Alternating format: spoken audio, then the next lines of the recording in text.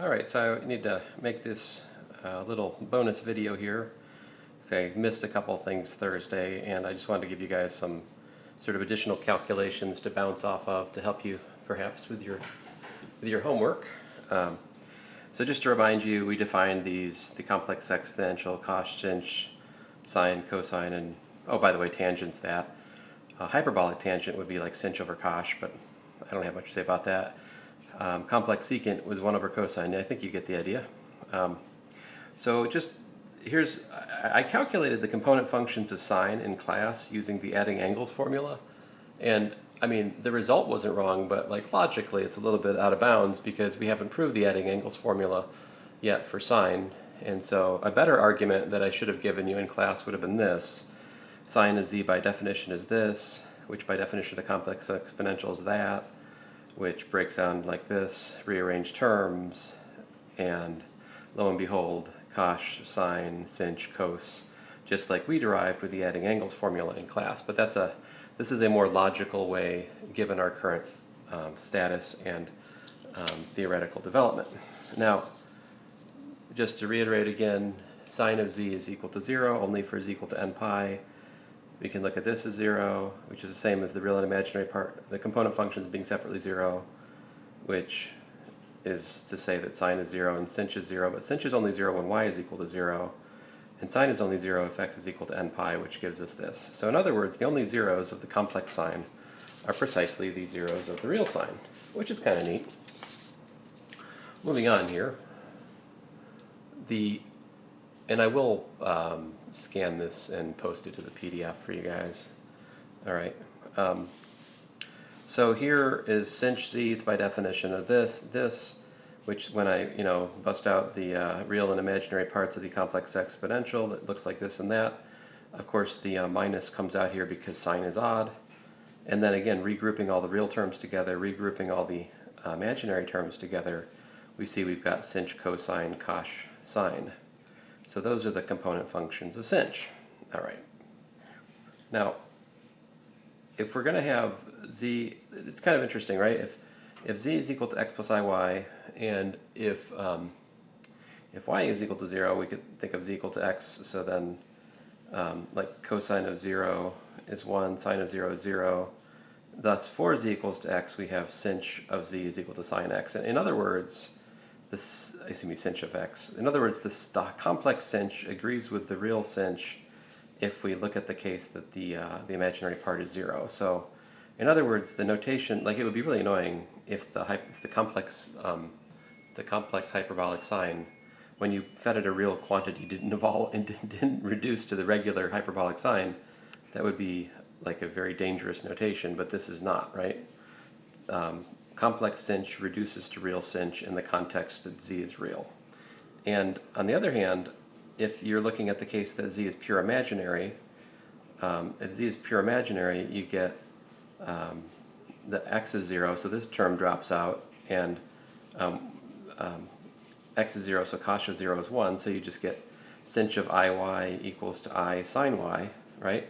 Now technically speaking, that's for y a real number, but we noticed in class last time that this identity is true, sinh of iy equals to I sine y.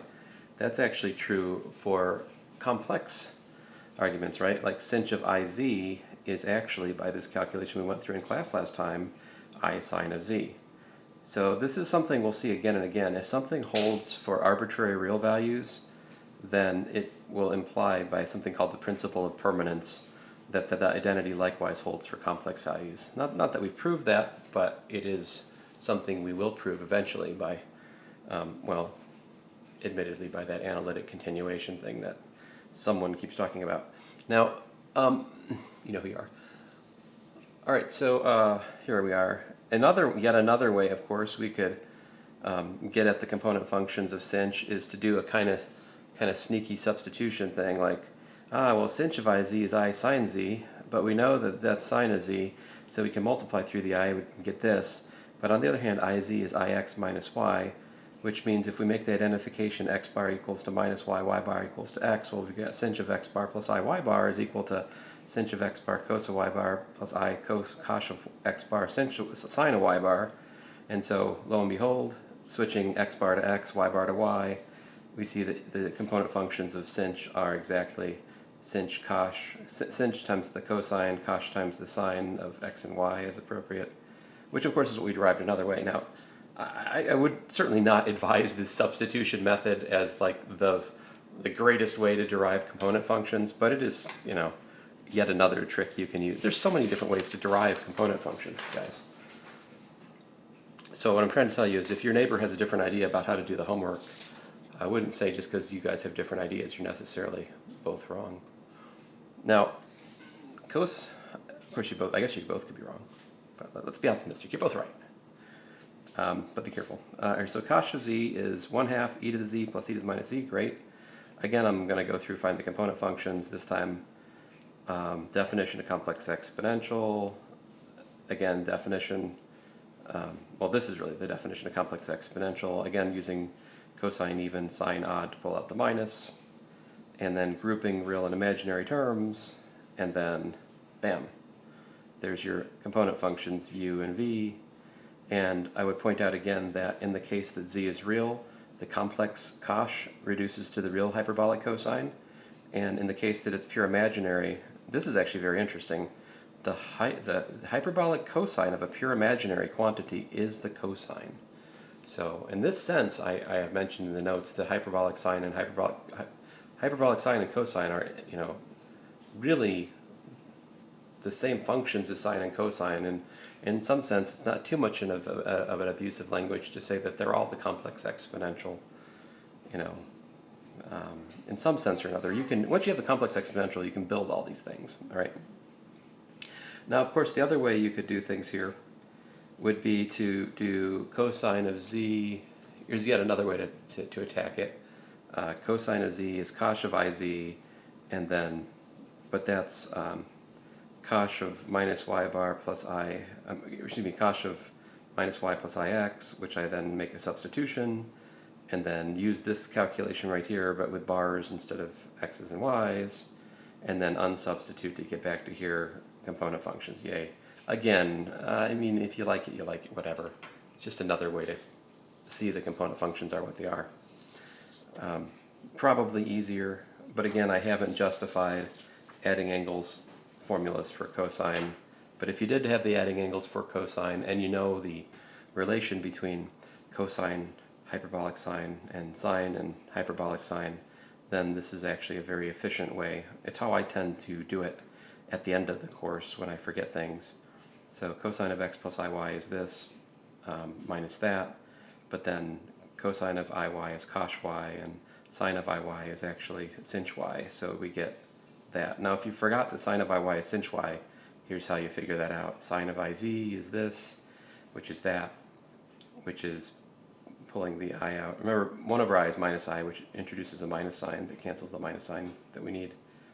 Anyway, so there's an derivation of that. This is easier to see, so I won't say anything about that. So there's another way you could see the component functions of cosine.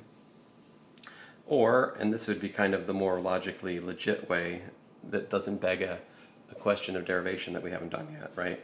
Cosine of z is by definition this, which then we drop, you know, definition of complex exponential is this essentially, which expands this by Euler's identity, really the definition of the imaginary exponential.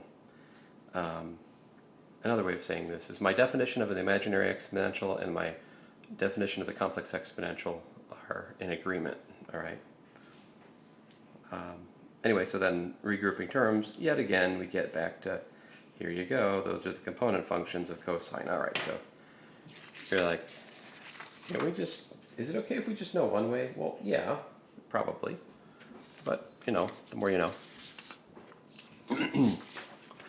Next up, tangent. Now tangent's a little bit uglier because it's, you know, a division. So how do you deal with division? Well, so here I just put in the component expansions for sine and cosine respectively. But when we have division by a complex number, we multiply by the conjugate to put it into Cartesian form. So here the conjugate of the denominator looks like this and that. And so I multiply these things out. Cool stuff happens. Cosh squared minus sinh squared is 1. Sine squared plus cosine squared is 1. And so all of these 4 terms drop down to just these 2 much simpler terms, and the denominator is exactly the modulus of the cosine of z squared. It's the length squared of cosine 0z, which happens to be this quantity right here. And so there you go, rewriting it. That's your real component function of the complex tangent. Here's the imaginary component function of the complex tangent. All right. Now, there is another way you could look at this. I was fiddling around. I thought, oh, maybe it'll be easier. It turns out it's not really much of an much of a savings, but it does give me a chance to say something I probably should have said at some point, which is that the operation of complex conjugation plays nice with our definitions of these elementary functions. And in particular, the complex exponential of the conjugate is the conjugate of the complex exponential. The cosine of the conjugate is the conjugate of the cosine. The sine of the conjugate is the conjugate of the sine. And I'm pretty sure that this is also true for cosh and sinh. And, well, probably, I think tangent as well, yeah. All right, here's the proof of it. Not especially interesting, but there it is. Basically, I just look at e of z conjugate, which is this, and then well, that's the conjugate of that, which is e to z altogether conjugate. And likewise, like cosine of z conjugate is this, which is, so this is a little bit trickier. If I want to bring the bar over the I have to make it a minus, because remember, you guys are proving that the product of the conjugates is, the conjugate of a product is the product of the conjugates. I think that was your homework problem, wasn't it? I didn't put that in the homework. Well, shame on me. Wait a minute. Wait a minute. Oh, there it is. Whew. Phew, worried for a second there. There it is. Prove that the conjugate of a product is the product of conjugates. By the way, this problem is like way easier than some of these other problems. Just saying. Make sure you do it. It's not bad. It's like 3 lines. Anyway, so using that here, we bring I inside conjugation. That's a minus I then. In other words, if you take the conjugate of this, you get back to there. If you take the conjugate of that, you get back to there. But then the conjugate of a sum is the sum of the conjugates. We proved that in class, I believe. And so there you go. That's it. And the proof for sine would be similar. And then I thought, well, maybe that would make my life easier to find the component functions of the tangent. But yeah, I don't think it actually played out that way very much. So hope this is showing up on the video. My viewing screen's at an angle. It was making it look like the purple was invisible, but it's actually quite visible. Never mind me. So like if I'm calculating tangent of sine over cosine, I just multiply by conjugate cosine over conjugate cosine to rationalize. Rationalize, that's the wrong word. Well, it's like the rationalization trick, really. There's a deeper discussion to be had there in terms of Galois theory, but anyway, one course at a time, right? So that's the length of cosine z squared downstairs, and cosine of z conjugate is this, which gives us this times this, and then we're right back to the same math we did up here. So it didn't really save me much anything, but I just thought I'd give it a go. So I tried, and it didn't really help make things simpler, but at least we learned something about the flexibility we have for conjugation. Like conjugation, it can move inside and outside the elementary function arguments. That's an important calculational principle that I usually use but seldom prove because I forget that it needs to be proved. But anyway, example 5, how about the component functions of the principal square root function? So principal square root of z is z of the regular square root of the modulus e to the I arg over 2. If I let theta equals to arg, that gives me this, which gives me that. So there you go, component functions of the principal square root function like this and like that. Now, what is theta, though? That's as a function of x and y. Well, that's kind of complicated, actually. That's, what, I don't know, about 20% of your grade in pre-calculus, maybe? Well, I mean, it should be about 25% of your grade in trigonometry. That much is for sure. Like, finding the standard angle is the problem. And it's complicated, right? I mean, it's not super complicated. If you can understand how to find it for the coordinate axes in each quadrant, then you're good. I can tell you this much: if x is not equal to 0, you can write it as some number plus inverse tangent of y over x, where that number is either 0 or plus or minus pi, I think. But the easiest case, of course, would just be when x is positive. Then you can just straight up use inverse tangent. By definition, the inverse tangent of y over x in the real case ranges between minus pi over 2 and 2, right? And the principal operating procedure here to remember the definition is that minus pi is less than arg c is less than or equal to pi, right? So whatever angle we're ascribing to the argument, it better fit in there. And so like inverse tangent does the job between like minus pi over 2 and pi over 2, but then it kind of leaves, you see what happens is you've got this like, well, minus pi not included, right, to pi over 2, minus pi over 2 not included, union with, well, let's say minus pi over 2, unioned with minus pi not included to pi over 2 and not included, unioned with, let's say, pi over 2, unioned with pi over 2 not included to pi included. Something like that. I mean, these are the, in this context, if you're using, like basically inverse tangent gets you here, this is the positive y-axis, this is the negative y-axis, right? Over here we're looking at like quadrant 3, and over here we're looking at quadrant 2, and there's a different formula here and here, all right? Anyway, enough. I don't want to reteach trigonometry. I'm just saying you got to be aware of these things, all right? If you're really in doubt, maybe it's a good exercise for you to just take 10 minutes and try to write down the formula for the angle in terms of inverse tangent of y over x for every single case. Obviously, you can't use this formula in the case plus or minus pi over 2, right? But anyway, because x is equal to 0 there, right? I'm going to move on. So next up, principal nth root function. Principal nth root function is by definition this, which if we, work that out, I'm assuming real part of z is greater than 0 so that the angle is just given by inverse tangent to make things simpler. Again, you're up against all these different cases if you don't know that the real part of z is greater than 0, right? If you're just working with a non-zero complex number, well then you got to deal with all of these things if we're talking about the principal square root. But in any event, here's the real and imaginary parts of the principal nth root function there in the positive, in the real half plane, positive real half plane. Oh, that's it for this page. So next up, and this is probably it's unfortunate I didn't get to this in class. It's my own stupid fault, but here it is. There's not much to say here.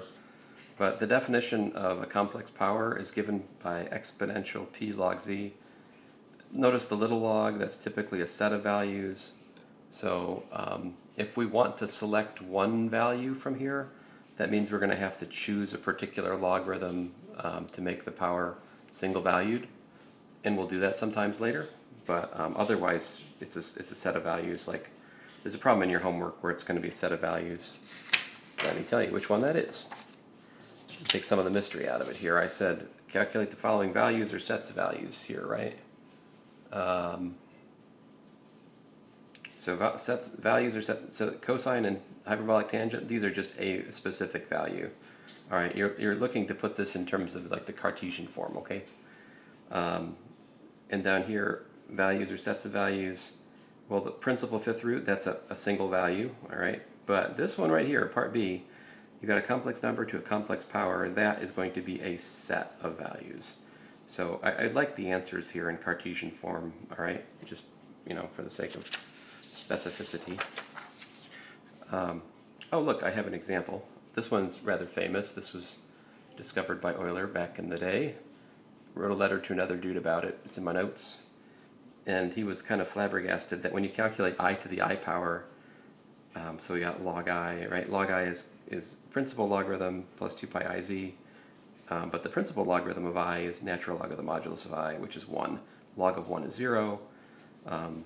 I goes in the positive, it's got angle pi over 2, right? So I pi over 2, put that in here, and you got this set of values.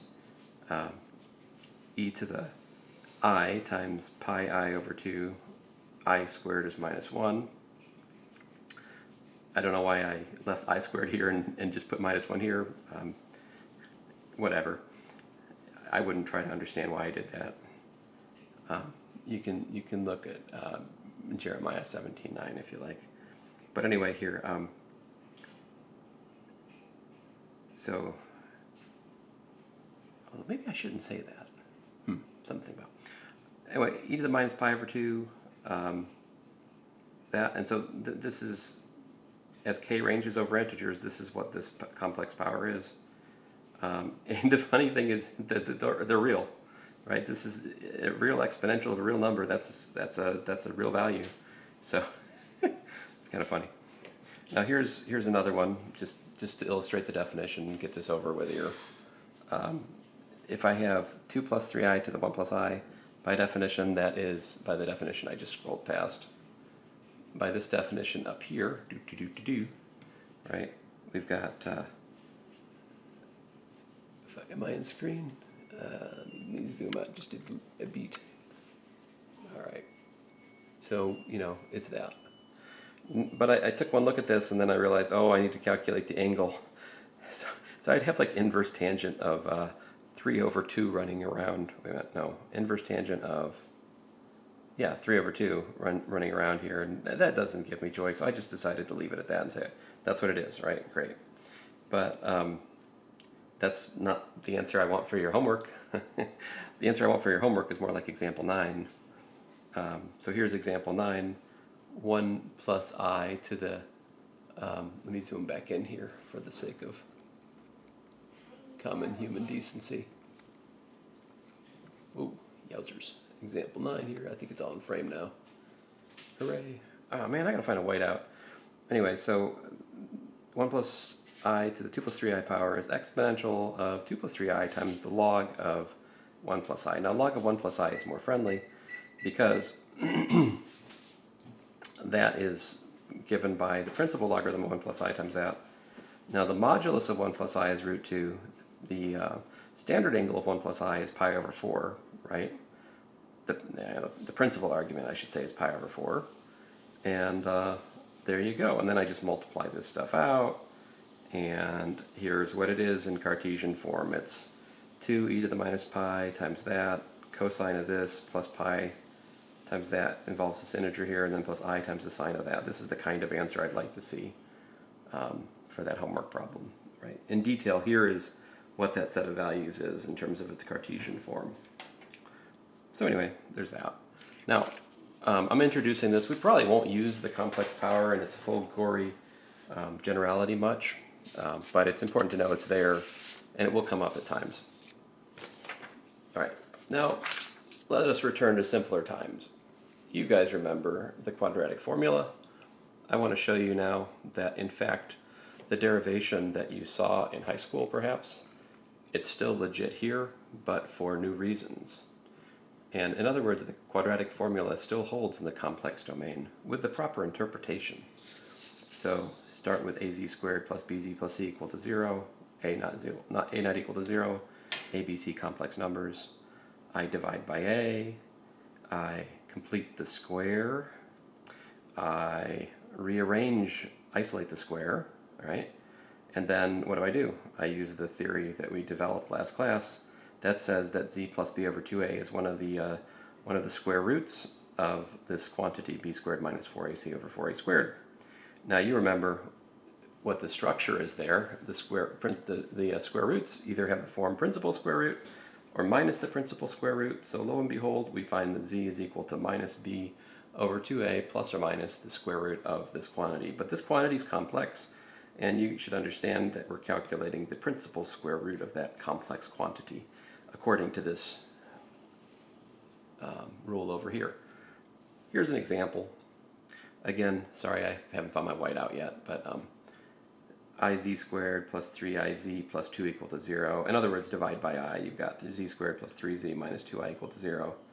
I kept with this just to be ugly for the formula. So I just, plug it into my handy dandy quadratic formula, and out pops this, which I can simplify to that.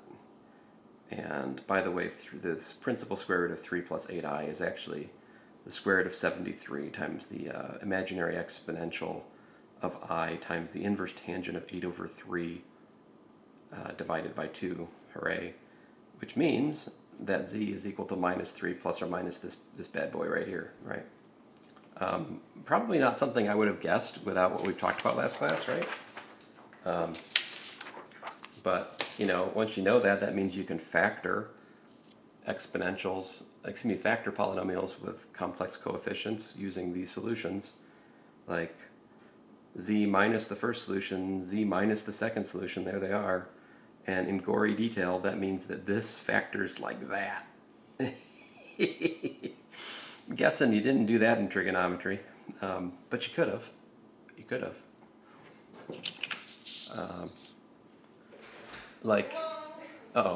They're home.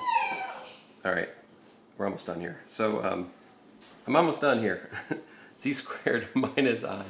Isaac is back from baseball practice. It's very exciting. So z squared is equal to 1 plus I.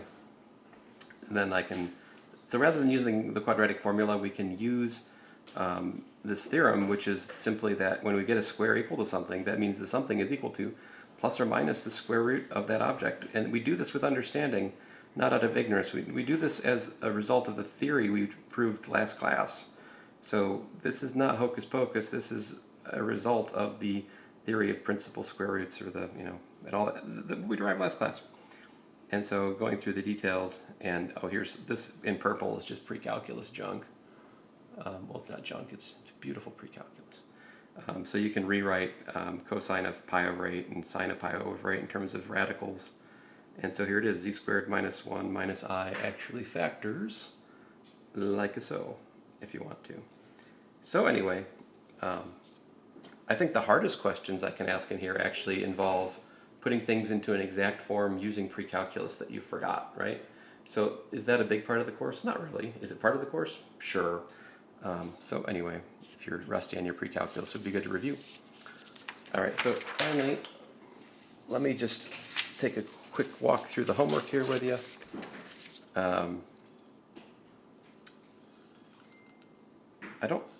This one here, don't look for an example in my homework. There isn't one. You just got to work it out, all right? This one here, you can solve kind of in the way you can use the stuff we just did to solve that. This is a set of values, that's a single value. You should find this first and use this to find that. Let's see here, don't really have much to say about that.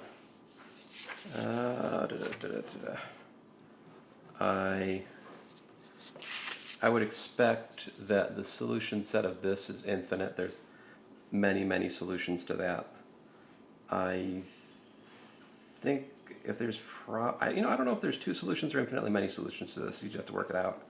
Here you might do well to make a quadratic substitution, like let w equal e to the z, then you've got w squared plus w plus 1 equal to 0. You can solve that, work backwards.